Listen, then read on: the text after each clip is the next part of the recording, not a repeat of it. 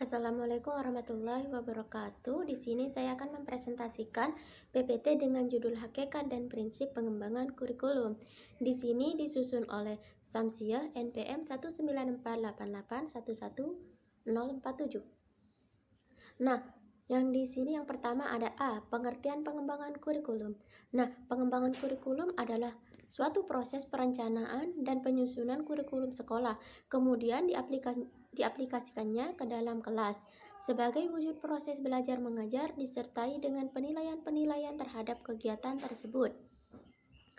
Nah, sebagai langkah penyempurnaan sehingga memperoleh hasil yang lebih bagus.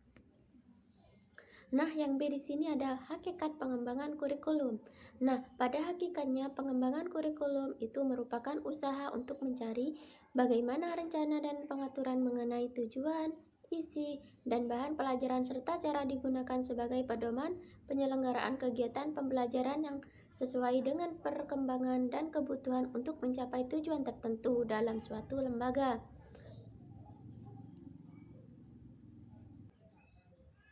Selanjutnya di sini ada fungsi dan peranan pengembangan kurikulum.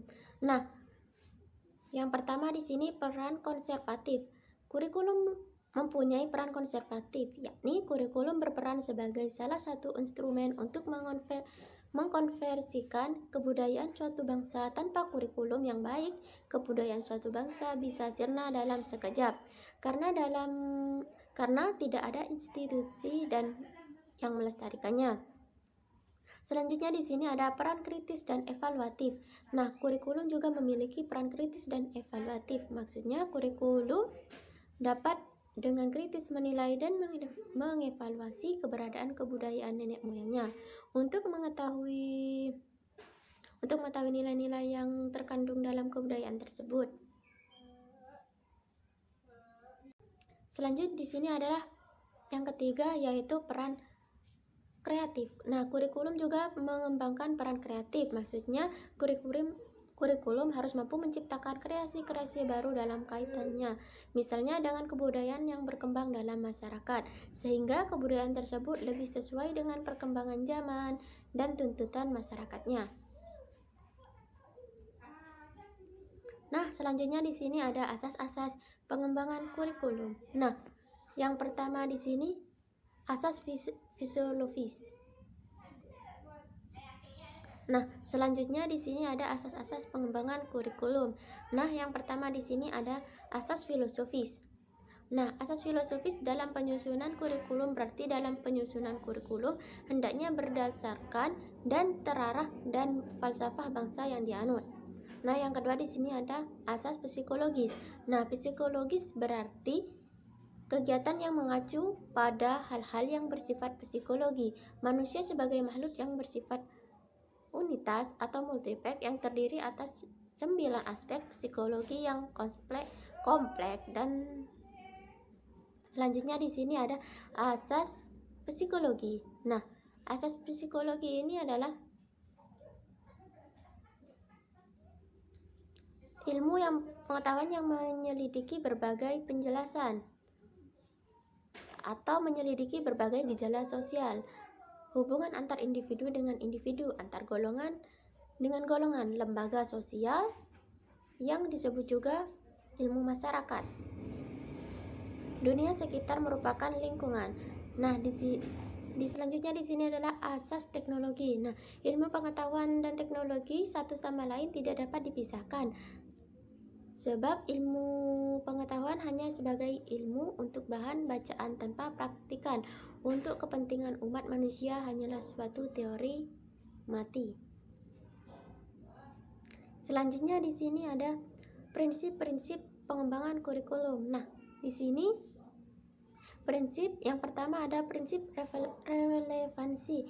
Dalam Oxford dan kata relevansi mempunyai arti what is happening, yakni kedekatan hubungan dikaitkan dengan pendidikan. Antara program pendidikan dengan masyarakat harus memiliki keterkaitan yang erat. Nah, sehingga hasil pendidikan yang diperoleh digunakan bagi kehidupan peserta didik masyarakat. Nah, di sini yang kedua ada prinsip efektivitas.